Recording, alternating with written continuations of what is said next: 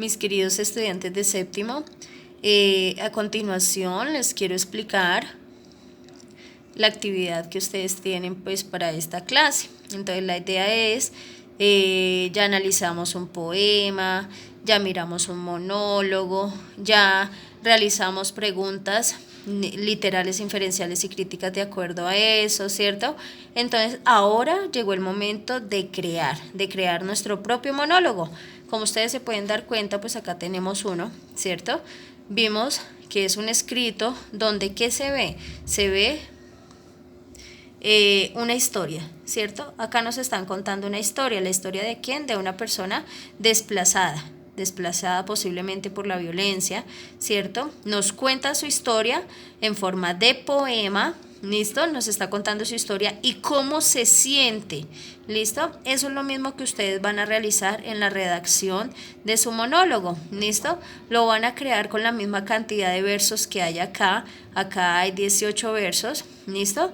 Entonces ustedes también van a crear su monólogo de 18 versos, ¿listo? ¿Qué debe ir ahí? Ustedes le colocan el título, ¿listo? Obviamente debe ir primero la palabra monólogo y luego ahí sí escriben el título, se inventan un título pues bien chévere. ¿Sobre qué lo van a realizar? Sobre la cuarentena, sobre el encierro que ustedes están experimentando, del no poder salir, ¿cierto? De estar encerraditos, de recibir sus clases en la casa. Sobre todo eso, ustedes van a crear su monólogo.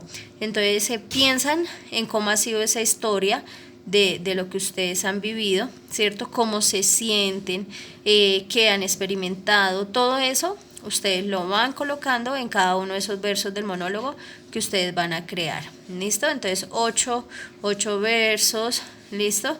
Acá digamos que el autor utilizó rima sonante, pero pues no hay necesidad, ¿listo? Lo que importa es que se vea como una coherencia en la historia que ustedes van contando. No es de que de pronto acá en el primer verso yo digo,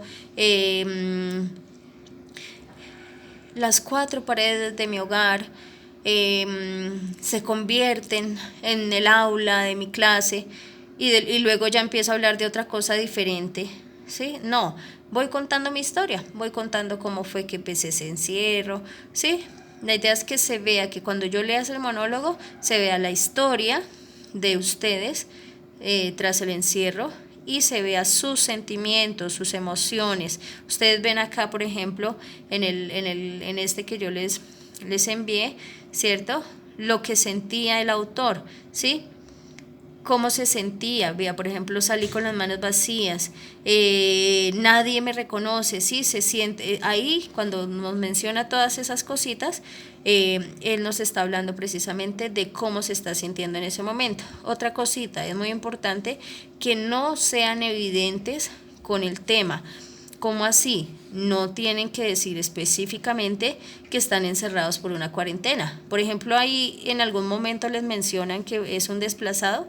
No, ¿cierto? Simplemente lo que hicimos nosotros fue cuando leímos, deducimos, suponemos que fue un desplazado, ¿cierto? Eso es lo que ustedes también tienen que tener en cuenta cuando redacten su monólogo, que no sea evidente que ustedes están hablando del encierro por la cuarentena. ¿Listo? Cualquier duda, cualquier inquietud, con mucho gusto les estaré colaborando.